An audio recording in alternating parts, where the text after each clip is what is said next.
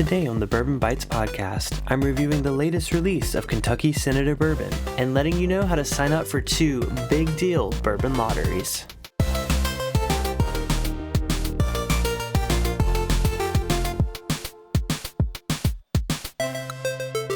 Hello everyone and welcome to the Bourbon Bites podcast. I'm your host Clifton, and today I am reviewing a sample sent to me by the folks at Kentucky Senator Bourbon. So this is actually my first time trying a whiskey from this label. Living in Southern California, I feel like I haven't really heard much about this brand. I knew it existed, but I had no idea, where it was being sourced, where it was being bottled, and I still don't really know all that information now. But I do have some information about this bottle, and it makes me really, really excited. This is actually the 3rd release of Kentucky Senator Bourbon, and it's named after John G. Carlisle, who was a leader of the Bourbon Democrats in Washington, D.C., as well as a major advocate for the Bottled in Bond Act of 1897, which happens to be celebrating its 125th anniversary this year, which is awesome because I'm a huge fan of the Bottled in Bond Act. It changed the bourbon industry forever. Topic for a different podcast if you're not aware, but definitely look it up if you are curious. We do know that this is a 7-year-old Kentucky bourbon.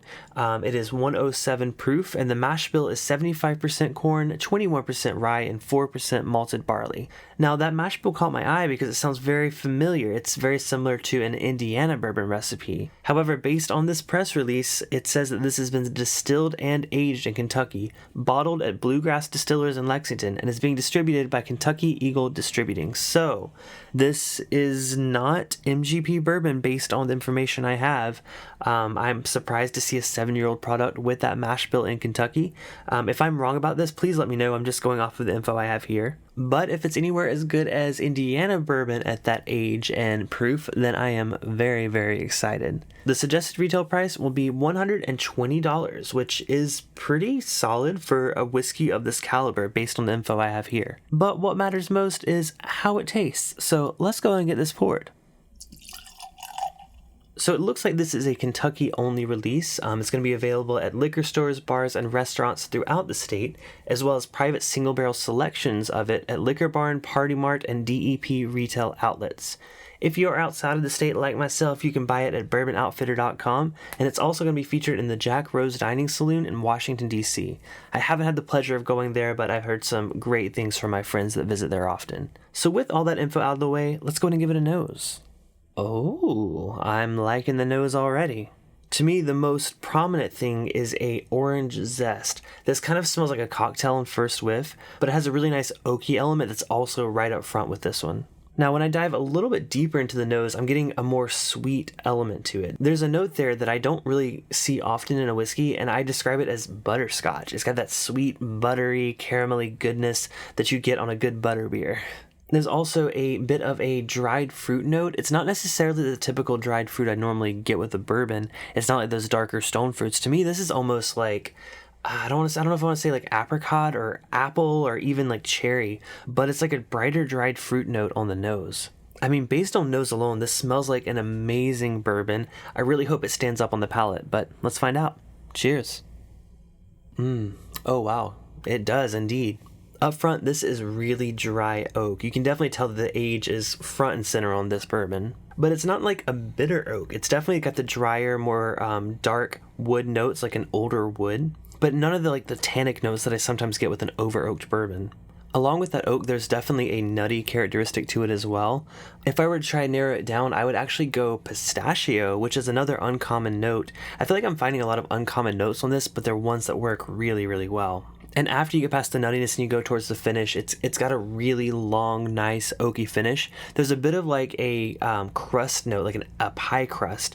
And if I were to place a fruit inside that apple pie, I think I would go back to the cherry note I gave earlier. Not the medicinal cherry at all, but like an actual like cherry pie filling note. But yeah, the finish, man, that is so like... a pie crust is the best thing I can say. It's got like a butteriness to it. It has a like dryness that kind of complements the start of the palate with the oakiness. Honestly, this reminds me a lot of some products from Jim Beam. It's not necessarily as dark as like a Knob Creek. I always describe it as like a saturated oak, like a very like oozing oak that's dripping with the bourbon. This isn't necessarily that. It's more of the drier oak, kind of similar to like an Old Grandad or like a Baker's. Definitely in a different realm than like a Knob Creek. Of course, this mash bill does not line up with the standard Jim Beam mash bill, so there's no telling exactly where it's from, but if I had to guess, it's definitely leaning Jim Beam. But I could be totally wrong, being a 7-year-old product, in the scheme of whiskey outside of Kentucky, 7 years is pretty dang old, but when you talk about Kentucky distilleries, a lot of these have, 9, 12, 15-year-old products. This does lean on the younger end, so it's kind of hard to compare to some of the older products I've had, but yeah, this is definitely up my alley. Y'all know I love Jim Beam, y'all know I love Heaven Hill, which I'm seeing some of those elements there. So wherever this is sourced from, it's sourced from a really good distillery. Like I said, it is bottled at Bluegrass Distillers in Lexington, which actually bottles a lot of different whiskeys with this same mash bill. So if any of you guys know, more info on this, please let me know either on our Discord server or you can send me an email, contact@bourbonbites.com. If it's a secret, of course, I'm not going to reveal it on the podcast, but just out of my own curiosity, I'd really like to know because I really dig this bourbon. Now, of course, it is limited, like I said, to Kentucky unless you buy online. $120 MSRP. I mean, this is in the running for, one of my highest scores ever given. So if you're new to the podcast, my rating system here is out of 8 because I love all things 8-bit. So I think this one actually, like I said, one of the highest scores I've ever given. This gets a 7 out of 8. It really does drink like a limited edition bourbon. Now, if you told me this was a limited edition from any of the major Kentucky distilleries that I'm a fan of, like the ones I mentioned earlier, I would think that the $120 price point is well justified. It's super well rounded. It's an excellent expression of a Kentucky bourbon. I think if I saw this on the shelf right now, I would absolutely buy a bottle. So being the very first Kentucky Senator Bourbon I've ever tried, I gotta look more into this because I wasn't expecting much, like I said, not having much information about this, knowing it's, kind of a smaller brand, Kentucky only, but wow, am I impressed. This is honestly in my running for best whiskeys I've tried all year. So I'm holding on to the rest of the sample of this. I'd love to revisit it later in the year, maybe after I, tried some other things or had some time to kind of sit with it and think with it. Definitely check it out if you're local to Kentucky, or you can find it on bourbonoutfitter.com. But yeah, well done on a fantastic whiskey. So I do have 2 very important pieces of news when it comes to whiskey. Both of these for the first time ever being available to enter online in a lottery format. The first of which is the 2022 limited edition small batch Four Roses. So we already know some info about this release. It's going to be 109 proof, and it's going to be featuring a 20-year-old bourbon from OBSV, a 15-year-old OESK, 14-year-old OESF, and 14-year-old OESV. So some very, very old bourbon in these recipes, and it is coming next month. But like I said, these are available via lottery only at the moment. You used to be able to go to the gift shop on release day, line up for hours and hours and hours, and get your hands on a bottle. Well, now they're doing away with that. I think they're trying to prevent people from paying other people to wait in line for them, or, bringing their extended family to wait in line.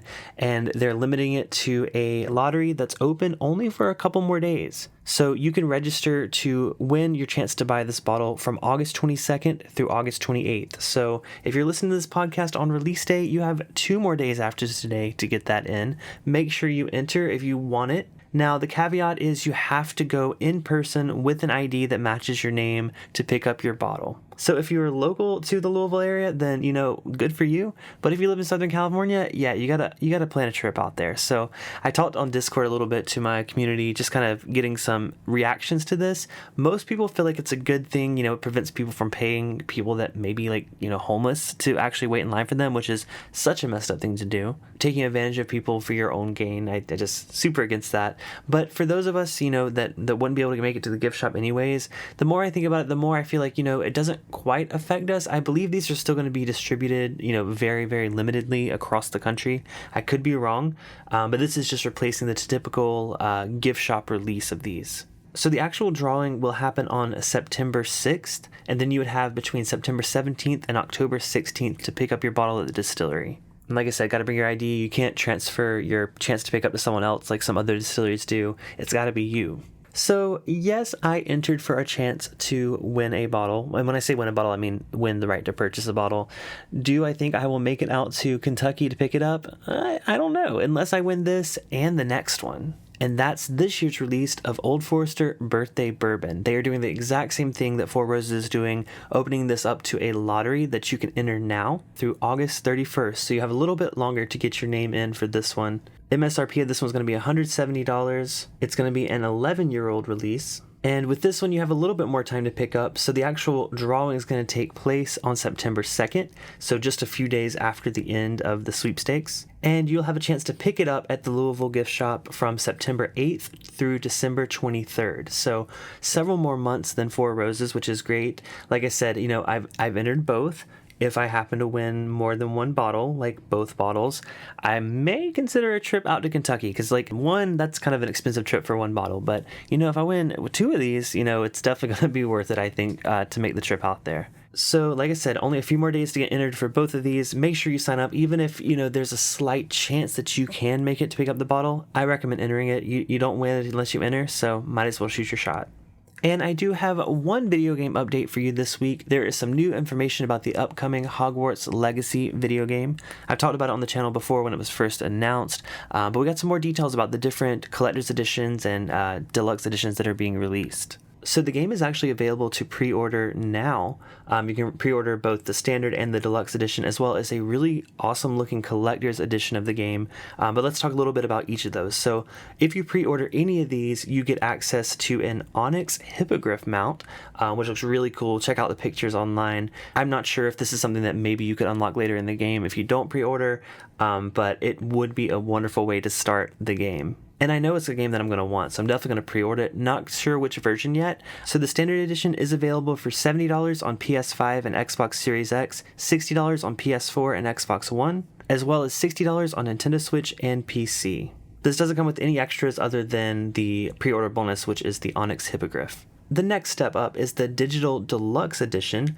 This is available on PlayStation or PC. It's $10 more, but it gives you access to an exclusive quest, a Dark Arts pack, which includes a Dark Arts cosmetic set, Thestral mount, and Dark Arts battle arena. Now, it also comes with a Dark Arts garrison hat, which they showed in the trailer. These look really cool. I love the look of the hat with the skulls, and I love the robe that comes with it.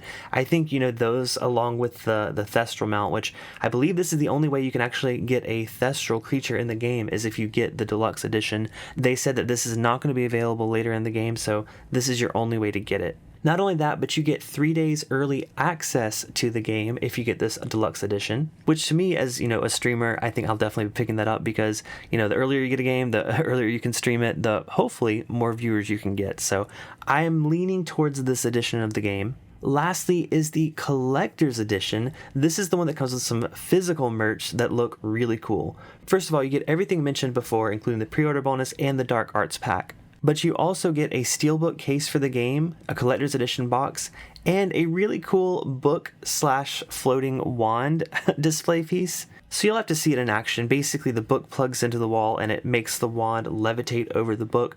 Looks amazing. The issue with this is it's starting at $290. Now that's the price for the PS4, Xbox One, and PC version. PS5 and Xbox Series X is $300 US.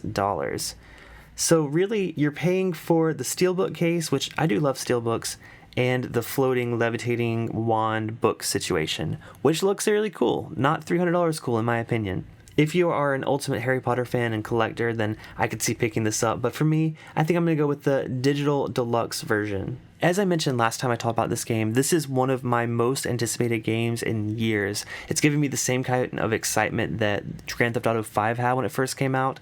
It's just really shaping up to be an epic looking game. Now with this update came a new trailer that showed a alternate side mission that you can pursue if you're interested in, of Sebastian Sallow's Dark Legacy. So Sebastian is actually your Slytherin classmate. He's around the same age as your character in the game, and you can learn some really dark magic if you so choose. This will give you the ability to learn at least one of 3 unforgivable curses, including the Crucio spell that allows you to inflict the sensation of horrific pain upon the target. So I'm more of like a goody two-shoes kind of guy. I think I'm going to go with the lighter side of the game, but if you are interested in exploring that, especially if you're doing a second playthrough, it definitely looks amazing. I love that they're not keeping this game only on like the happy Hogwarts kind of, gameplay. It's getting really dark, and I like that a lot. So as we learn more about this game, I'm going to make sure to keep you guys updated. Like I said, very, very excited for it. I'm definitely going to get this day one, maybe 3 days early because I'm going to get the deluxe edition. But I really want that pre-order bonus of the Onyx Hippogriff. It just looks so majestic. I really want it. But that does it for this week's episode. Stay tuned for more whiskey and video game updates. And until next time, this has been the Bourbon Bites podcast. Cheers, and I'll talk to you next episode.